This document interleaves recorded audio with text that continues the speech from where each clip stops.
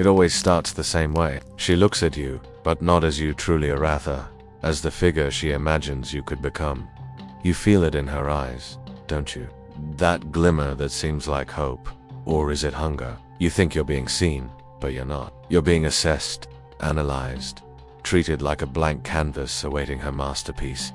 Yet that masterpiece, it never was. Carl Jung warned you about this, not with the soft words of a motivational speaker, but with the razor-sharp precision of a man who spent his life peering into the psychological abyss of the human soul. Jung devoted his existence to mapping what he called the unconscious, the silent part of the mind operating beneath your awareness. And in that journey, he uncovered a startling truth about women. They don't just fall for men as they are. They fall for an idea, a fantasy, a projection.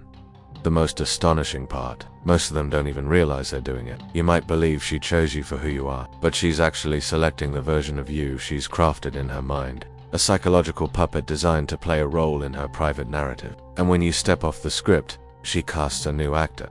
The story doesn't change, only the lead does. Jung named this projection the animista, inner masculine image residing within every woman. When that animus is immature, unbalanced, or unchecked, it turns into a tyrant. It's what drives some women to chase dangerous men and shun to argue without cause, to dominate without wisdom, or to judge without accountability. Jung didn't present this as a casual theory. He described it as a spiritual possession, a state where a woman acts not from her conscious self, but from the distorted shadow of her inner masculine fantasy, unaware of the shift. And men, you fall for it because no one taught you to see it. You confuse being desired with being understood. You mistake being chosen with being known. You take her words to heart when she says you're different, when in reality, you read just the latest face she has molded to fill a role she has rehearsed since childhood. And when the fantasy fades, when the mask slips, you're left bewildered, betrayed, and humiliated, wondering what you did wrong. But you did nothing wrong. You simply stopped being a convincing actor in someone else's drama. Jung pointed out that the only way out of this psychological theater is through what he called individuation, the lifelong process of integrating every part of yourself. And here's the uncomfortable truth. Most men never embark on that journey. You've been conditioned to chase approval, to beg for validation, to let women define your worth. As long as you stay in that cycle, you'll keep playing the same role, replaced whenever the audience grows bored. Individuation isn't glamorous or easy, it's brutal. It demands you face the parts of yourself you've hidden, the strong, the vulnerable, the dreamer. It forces you to stop blaming women for not seeing you and start seeing yourself. Because Jung knew something most men never grasp. You don't become a man by being chosen by someone else. You become a man by choosing yourself. You don't earn your value through her affection, but by standing alone, fully awake, completely responsible, totally alive. A man who has confronted his unconscious can't be seduced by projections. He's no longer a puppet in someone else's fantasy. He's the creator of his own reality. Jung observed that the greatest tragedy of modern men isn't rejection, but their willingness to shape themselves into whatever form they think will be accepted. You call it compromised, you call it partnership, you call it love, but Jung had another name for it: slavery. He said men who neglect their psychic development become prisoners of feminine projection, bending like wet clay to the expectations of women who don't even understand their own desires. You stop being a man and turn into a mask, smiling, shouting, pleasing, performing, until you forget who you were before putting it on. And women, they sense it, they feel it more than you might imagine. What you think will make you loved: obedience, predictability, availability, becomes the very reason she loses interest. Why? Because the feminine instinct, according to Jung, isn't drawn to comfort. It's drawn to mystery, to risk, to a man who can't be fully defined or controlled. The moment you become predictable, without boundaries or resistance, you don't become more appealing. You become invisible, interchangeable, replaceable, and yet the fear of solitude keeps you trapped. You'd rather lose yourself than lose her. You'd rather live a role than face the terror of being without applause. But Jung taught that until a man embraces that solitude, he'll never be free. He wrote that individuation isn't for the faint-hearted, because it requires you to die before you die too. Let the false versions of yourself crumble, so something real can emerge. And don't be mistaken. That transformation is profoundly lonely. As you walk this path, you begin to see what others miss. The games people play, The masks they wear, the lies they tell to feel safe, and when you try to share that vision, you're rejected. They call you cold, arrogant, too serious. They label you the problem, but you're not. You're a mirror, and people hate the mirror when it shows them what they refuse to face. Jung knew this well. He spent decades studying patients terrified of confronting their own shadow, the dark aspects of their psyche they deny. And he noted that women, raised in cultures that reward them for avoiding that confrontation, face a unique danger. They're told they're pure, emotional, intuitive, complete as they are. But Jung didn't buy it. He warned that the greatest threat to a woman is her unconscious and Amesa voice. Within that speaks with false certainty, false authority, and false moral superiority. If she doesn't face and integrate that inner force, she becomes its prisoner, projecting it onto every man she meets, blaming them for the inner battle she refuses to fight. And there you are, thinking you'll be her savior, believing you'll be the exception if you love her enough, if you prove yourself enough, if you perform well enough. But projection doesn't work that way. Jung described it as a theft.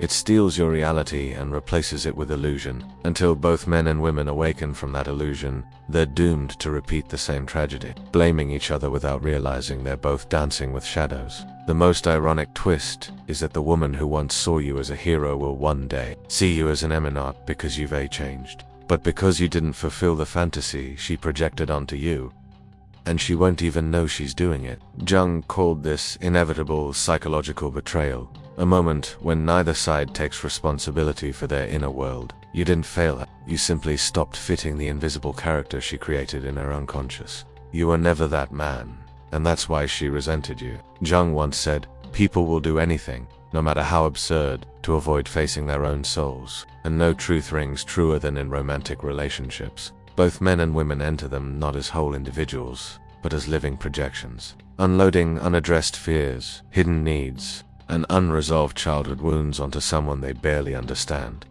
You call it love. Jung called it possession. And like a man hypnotized, you keep stepping into the trap, thinking this time will be different. But at 1 TB, unless you ask yourself the boldest question a man can pose, what if I am responsible for this pattern? Want to blame women, call them manipulative, deceptive, cruel. Jung would look you in the eye and ask, why did you let that woman choose you in the first place? The man who refuses to face his own soul, his own inner feminine world, is destined to be its slave. You're not a victim, you're a volunteer. You chose to play the fool. You chose to be an actor in her private mythology because facing your own emptiness, your lack of wholeness, was too terrifying. This is where many of you will stop listening, because this is where comfort ends and responsibility begins. Jung didn't offer quick fixes or a 3-step guide to alpha manhood. He gave you the raw, lifelong task of confrontation, of sitting alone in the silence of your mind until the illusions start to shatter, until the voice that tells you you're nothing without her begins to fade, and that voice will fight. It will convince you that you need her, that you're incomplete without her, that no man can live without feminine validation. But Jung's work proclaims something far more dangerous. The man who can stand without her, without approval, without applause, without being needed, is the man who is truly free. Free from projections, free from possession, free from the tyranny of living as someone else's idea. When you reach that point, you don't become cold or distant. You become real, grounded, fully alive in your own skin. And paradoxically, it's then that women will feel most drawn to you, not because you need them, but because you don't depend on them. You'll laugh, not from a lack of heart, but because you finally understand. You'll see that she, too, is on her own journey, that she must face her own animus, that she must awaken from her illusions. You can't do that work for her. You can't save her from herself. You can only walk your own path with such courage that you become a living mirror, reflecting truth back to those brave enough to look. Most will turn away, but a few will thank you. And that's the difference between being loved for the role you play and being respected for the man you've become. When that moment arrives, when you stop performing, you'll notice something strange. People will feel uneasy around you. They'll sense your presence, even if they can't name it. The weight of your authenticity will unsettle them, because you no longer fit the predictable categories they use to feel secure. Jung warned that the individuated man isn't welcome in society. He's feared, misunderstood, labeled as distant or arrogant, but the truth is far more unsettling.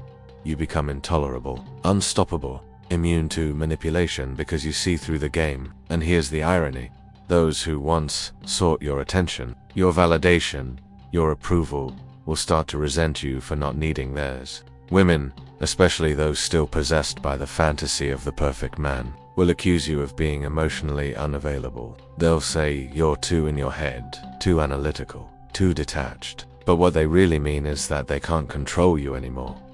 You've stepped off the stage, you've stopped reading their script, and without that script, they don't know what to do with you, because you're no longer a character, you're a man. Jung argued that what ancient cultures called divine possession, modern psychology calls and make no mistake, men who chase validation are the most spiritually unwell of all. They think they're being romantic when they say, I do anything for her, or she is my everything. But Jung would shake his head and tell them that what they call love is a refuge from carrying their own soul. It's easier to project it onto a woman and make her the bearer of your hope, your purpose, your meaning. Because if she carries it, you don't have to. But the harsh reality is that when she realizes she was never meant to bear your soul, she'll leave you. She must. No woman, no matter how kind, can hold the weight of a man who refuses to hold himself. And when she leaves, you'll feel betrayed.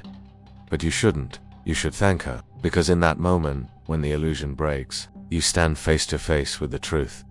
The work of becoming a man was never hers, it was always yours. In that rare moment of clarity, you have two choices. You can blame her, sink into bitterness, join the chorus of men pointing fingers at women, cursing them, resenting them for cowardice. Or you can do what Jung would have urged, become a man. Begin the solitary, grueling, liberating work of becoming whole without needing anyone else to complete you. Because the woman you're seeking out there is a reflection of the part of yourself.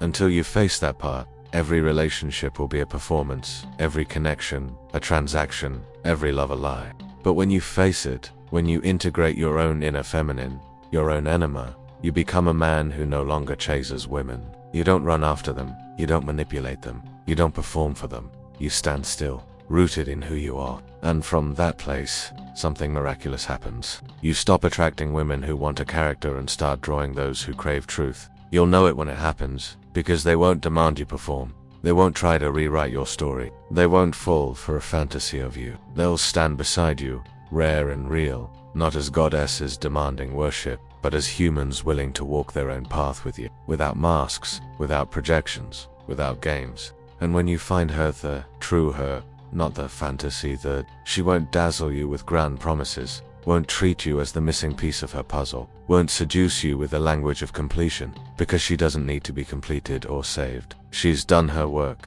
faced her shadow, overcome her illusions, and that's why she won't ask you to carry her soul. She'll stand beside you, whole in herself, looking into your eyes, not as a man to mold, but as one finally ready to meet. In that encounter, there's no desperation, no possession, no dependency. And that truth Jung taught is the rarest and most dangerous kind of love. A love that demands nothing but offers everything, because it's born not of need, but of freedom. Freedom to choose, freedom to walk, freedom to be together without illusions, without masks, without fear. But let me warn you, most of you will never see this, because most will give up before you get there. You'll cling to the performance, to the fantasy, to the fleeting joy of being seen as someone you're not. Because facing who you truly are still feels unbearable. If you have the courage, the raw, fierce courage to keep going, to embrace the solitude, to dismantle every facade you've built for approval, you'll eventually find yourself on the brink of something breathtakingly beautiful. You'll find yourself, and when you do, women will no longer be the source of your identity, no longer the mirror you use to feel like a man. They'll simply be companions, not gifts, not reflections, not mothers, not saviors. You'll choose them, not out of need, but from a place of strength, from solitude, from a space that, unapologetically, knows who you are. Jung didn't give you an easy map to follow. He gave you a mirror and a challenge. A mirror showing that every man who refuses to confront himself becomes a slave to others. Projections, especially women-s.